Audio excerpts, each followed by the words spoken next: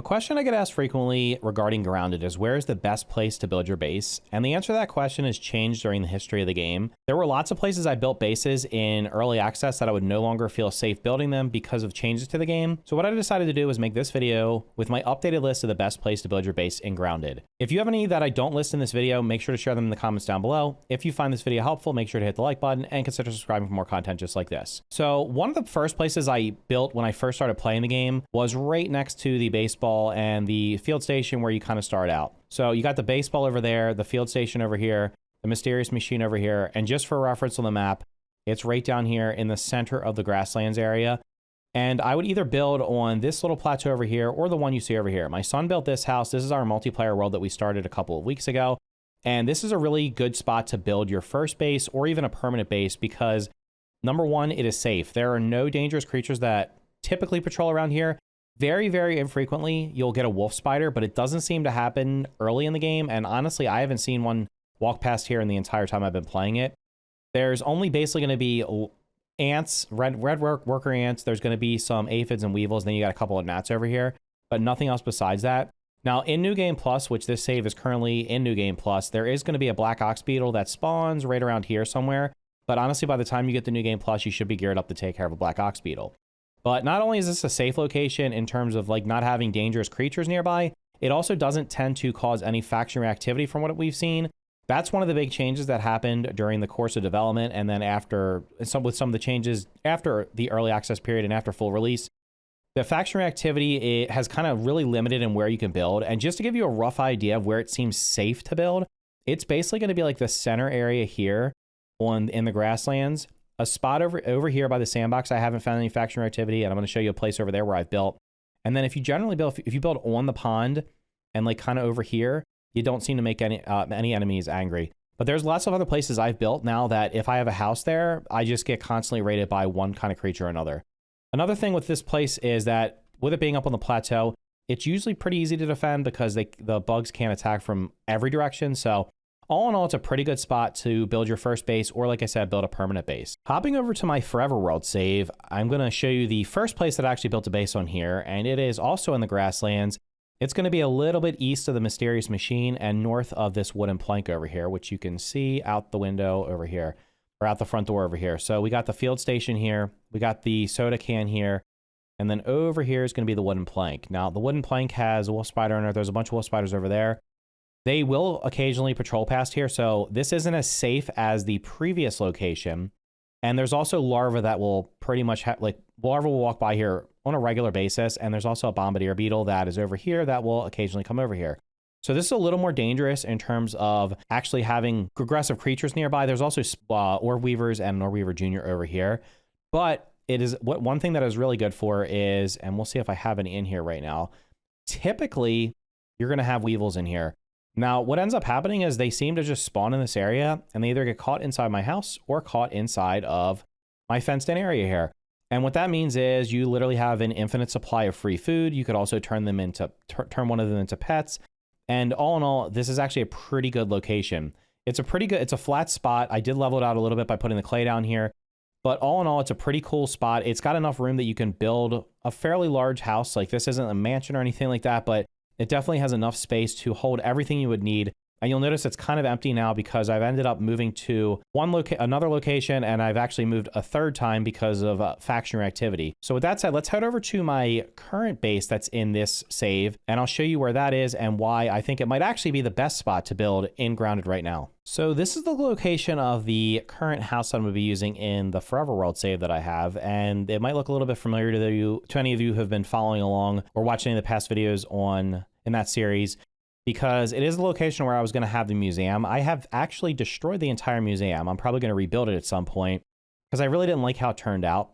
But what I did was, instead of having the museum, which was going to be up here in this area, which I'm probably going to put it here at some point, I just got to figure out how I want it to look. I decided to build a house over here, and I went for, originally I had a castle, but I ended up deciding to go with this kind of modern looking house here. And you'll notice it's not fully furnished yet. I still got to move a bunch of stuff over here. I've moved all my resources over here, but I'm gonna have to put some furniture in. So for anyone who's not aware where this is on the map, this is between the picnic table and the sandbox. And from what I've seen, there are There should be no faction activity over here. You shouldn't anger any of the factions. You're far enough away from the bees, and the bees, I'm not even sure if they have faction activity. Maybe if you build up on the picnic table, but I've not had any issue with bees over here. There's no other dangerous creatures. You'll have larvae that are underground, but they only pop out if you actually dig them up. I don't think the wolf spider patrols over here. There's a wolf spider that walks along the walking path down there and goes between it and the sandbox. Haven't seen it over here. Over by the shovel, there's a couple of beetles. And then when you plug the haze, you'll have some infected creatures over here under the picnic table, but it's far enough away from that.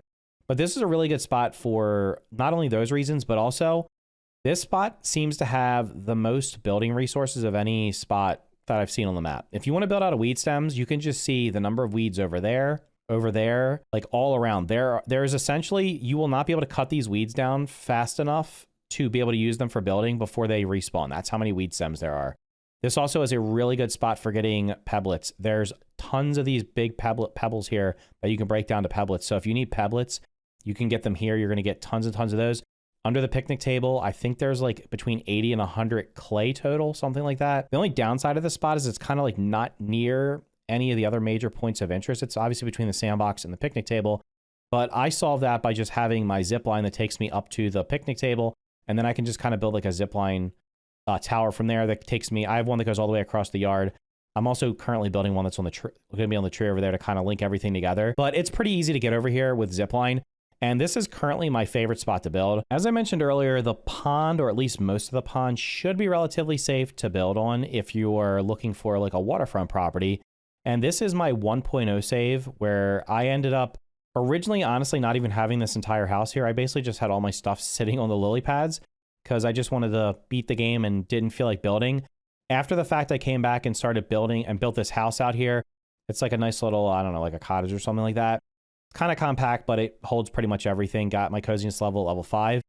The cool thing about building on the lily pads is that you cannot get raided by any land creatures. You could also build, you can build on any of these lily pads. You can also build in the pagoda, which is back here.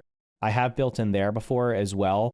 You can actually build in there, and that'll prevent any land-based raids from happening.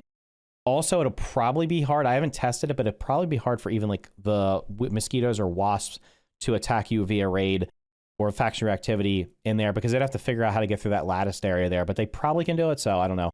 The downside of being over here, though, is that you'll probably, if you do get raided, it's probably going to be mosquitoes or wasps, because the only thing that can reach you is flying creatures. You can also build, I have built up here before on the little shoreline here. The only downside to building over here is going to be, and I think, are they up here? No, I've moved this save to New Game Plus yet and haven't done everything yet. You will get wasps up here by the flowers. There's going to be a lot of like orb weavers and orb weaver juniors wandering around over here. And then the wolf spider, there's a wolf spider that does patrol along the walking path over here as well. So it's not like the building over here is not super safe, but it's also not terribly dangerous. And building over here, even if you build on this like on the retaining wall here, the good thing about that is if you do actually get attacked, you can only get attacked from like this direction. You have this entire backside here where you're not going to have creatures spawning because they can't attack you. So it's a pretty easy spot to defend, especially if you build like all the way back against the water. And you're also going to have access, obviously, to the water resources. There are a decent amount of weed stems around here to build with. The other good thing about this location that none of the other locations I showed you so far have had is you can place sap catchers on the roots of the oak tree here. That's not something you can do in those other locations. So sap, as everybody probably knows, is a resource that you pretty much need throughout the entire game. And it always seems like when you need it, that's when you've run out of it and forgot to collect it. So you can see I have a bunch of sap catchers set up over here, and I pretty much never run out of on this save. So those are the locations I prefer in the lower yard. There is one spot in the upper yard that I wanted to show you that I think is also could be a pretty cool spot to build. In the past, I've built a lot of different bases in the upper yard. Unfortunately, most of them are kind of not safe to build in anymore, at least from what I've seen.